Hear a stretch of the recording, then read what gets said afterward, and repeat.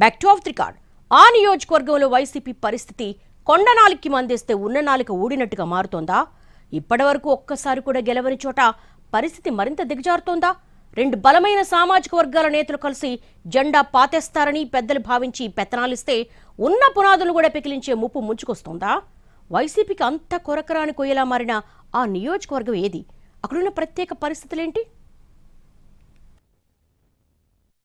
ఆంధ్రప్రదేశ్లో కొన్ని అసెంబ్లీ నియోజకవర్గాలు ప్రతిపక్షం వైసీపీకి ఇప్పటికీ అంతుచిక్కని మిస్టరీగానే ఉన్నాయట. ఉమ్మడి గుంటూరు జిల్లాలోని రేపల్లె అందులో ఒకటని అంటున్నాయి పార్టీ వర్గాలు. ఇక్కడ ఫ్యాన్ జెండా ఎగురవేయాలని పార్టీ ఆవిర్భావం నుంచి ప్రయత్నిస్తున్నా ఏమాత్రం వర్కౌట్ అవ్వలేదు. 3 సార్లు పోటీ చేసినా ఒక్క విడత కూడా గెలుపు దక్కలేదు. రేపల్లె నుంచి వరుసగా 3 సార్లు టీడీపీ తరపున పోటీ చేసిన అనగాని సత్యప్రసాద్ విజయం సాధించారు. అటు వైసీపీ అభ్యర్థులను మార్చి ప్రయోగాలు చేసినా ఫలించలేదు.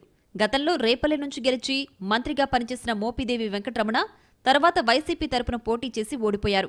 ఇక సామాజిక సమీకరణల పేరుతో మోపిదేవిని కాదని గౌడ సామాజిక వర్గానికి చెందిన మాజీ మంత్రి ఈ ఊరి సీతారామమ్మ కొడుకు గణేష్కు పోటీ చేసే ఛాన్స్ ఇచ్చింది వైసీపీ. ఈ నియోజకవర్గంలో గౌడ సామాజిక వర్గం ఓటర్లు అత్యధికంగా ఉన్నారు. అందుకే ఈ ఊరికి ఇచ్చినా ఉపయోగం లేకుండా పోయింది. ఇక్కడ గౌడ సామాజిక వర్గం తర్వాత అత్యధికంగా కాపుల ఓట్లున్నాయి. అందుకే 2 పార్టీలు బీసీలకు ఇచ్చినా వైసీపీకి మాత్రం కలిసి రావడం లేదు. రేపల్లె నుంచి వరుసగా 3వ సారి గెలిచిన అనగానికి ఈసారి మంత్రి పదవి దక్కింది. దీంతో నియోజకవర్గంలో టీడీపీ మరింత బలపడిందన్నది తాజా విశ్లేషణ. దీంతో ఎలాగైనా సరే రేపల్లెలో పట్టు పెంచుకోవాలని భావిస్తోంది వైసీపీ. అందులో భాగంగా యాక్టివ్గా లేని ఈ ఊరి గణేష్ స్థానంలో అదే సామాజిక వర్గానికి చెందిన పీట నాగమోహన కృష్ణను ఇన్ఛార్జిగా నియమించారు. ఆయన మొదటిసారి రేపల్లె వచ్చినప్పుడు పార్టీ శ్రేణులు ఘనస్వాగతం పలికాయి.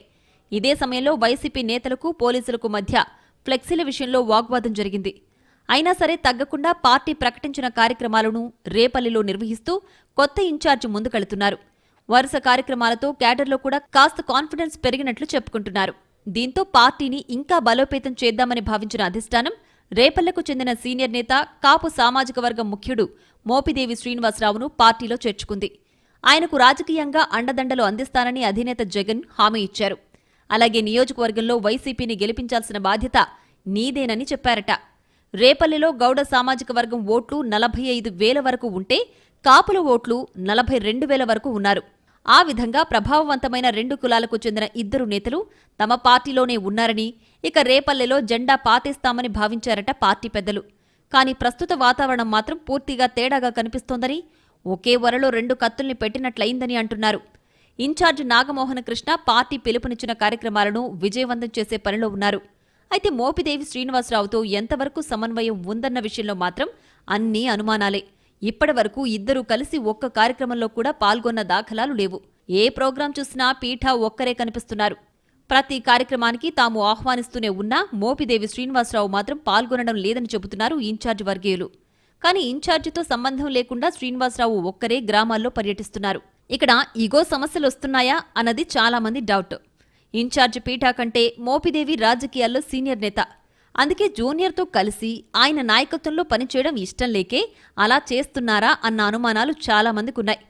ఎన్నికల సమయానికి పీఠాకి బదులు మోపిదేవి శ్రీనివాసరావుకే పోటీ చేసే అవకాశం వస్తుందన్న ప్రచారం సైతం రేపల్లెలో ఉంది. అందుకే ఆయన సపరేట్గా గ్రామాల్లో తిరుగుతూ తన వ్యక్తిగత ప్రాబల్యాన్ని పెంచుకుంటున్నట్లు చెప్పుకుంటున్నారు. 2 బలమైన సామాజిక వర్గాలు కలిసికట్టుగా పనిచేస్తే రేపల్లెలో వైసీపీ జెండా ఎగరేయొచ్చని అధిష్టానం భావించి 2 నేతలకు బాధ్యతలు అప్పగిస్తే ఇప్పుడు విడివిడిగా కార్యక్రమాలు చేస్తూ మొదటికే మోసం తెచ్చేలా ఉన్నారంటూ పార్టీ క్యాడర్ కంగారు పడుతోందట.